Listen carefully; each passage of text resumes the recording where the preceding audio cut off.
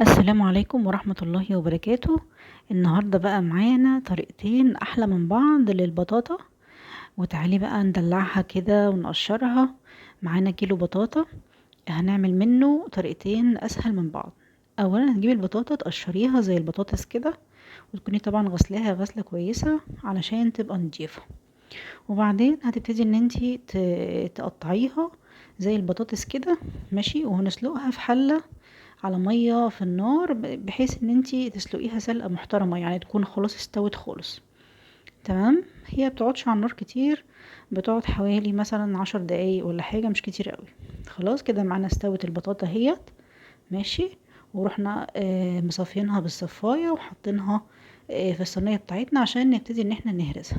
تمام، هبتدي اضيف لها 3 معالق سكر كبار. طبعا البطاطا اصلا بيبقى فيها نسبة سكر، بتبقى بطاطا حلوة مسكرة.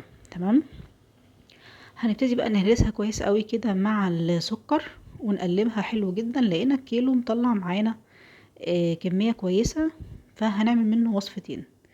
نص البطاطا هحطها في الخلاط مع نص كيلو لبن، عليه كيس من كريم كراميل، ماشي، بتاع دريم دوت. هنحط منه البودرة بس، وهنشيل الكيس اللي بتاع العسل دوت على جنب.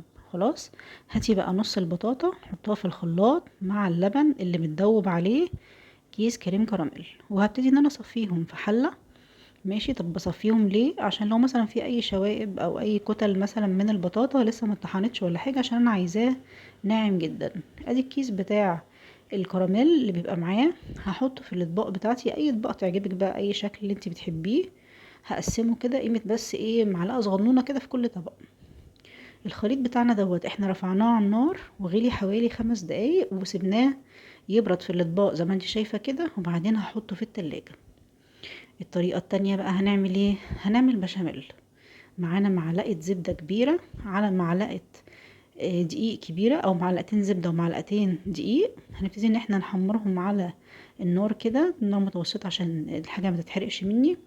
وهزود حوالي نص لتر لبن، يعني احنا استخدمنا في الوصفة دي كيلو لبن.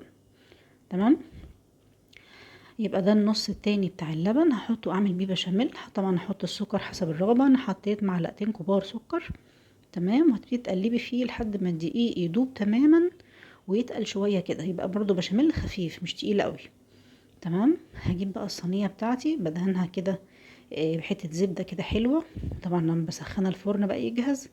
ادي الزبده دهنتها كويس قوي في الصينيه بتاعتنا، وهحط شويه من البشاميل اللي عملناه في تحت في الصينيه كده. تمام، وهحط عليه النص التاني من البطاطا اللي احنا كنا راكنينه، وهوزعه عليه كده بالتساوي. البطاطا بتاعتنا دي احنا قلنا احنا سلقينها وحاطين لها 3 معالق سكر، ده كيلو بطاطا. تمام، طبعا السكر تدوقي على حسب الذوق بتاعكم.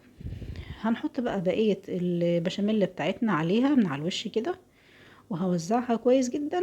وهبتدي مثلا احط لها اي اضافات تحبيها بقى. ممكن تحطي جوز هند خشن، انا حطيت بصراحة، كان عندي جوز هند ناعم. عايز تحطي مكسرات، تحطي زبيب، ما تحطيش حاجة خالص عادي. حطيناها بقى في الفرن حبة حلوين كده، بحيث ان هي تاخد وش من فوق. كان الولاد كانوا مستعجلين، وحاولت ان انا اغرفها وهي سخنة. بصراحة يعني ما كانتش الخلطة مظبوطة قوي، بس كانت بيوريه قوي وجميلة وتحفة طعمها. مش قادرة اوصفلك جماله، بالذات الاطفال الصغيرين حبوها. ودي طبعا فيها قيمة غذائية كويسة جدا. البطاطا اصلا حاجات يعني مشبعة، وفي نفس الوقت فيها فيتامينات. مع اللبن مع البشاميل بتاعنا اديتها طعم حلو قوي.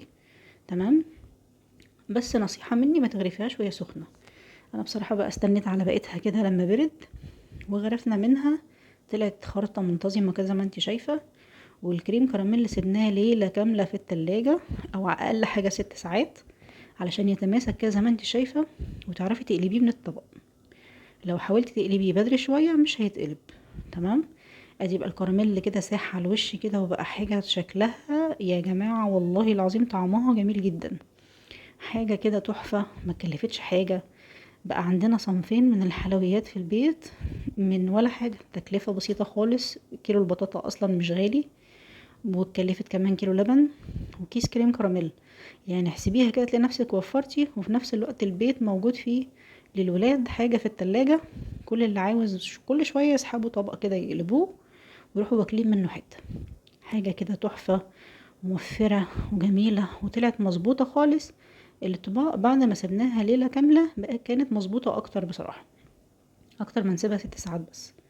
قوام متماسك، طعم جميل، جربيها. الف هنا.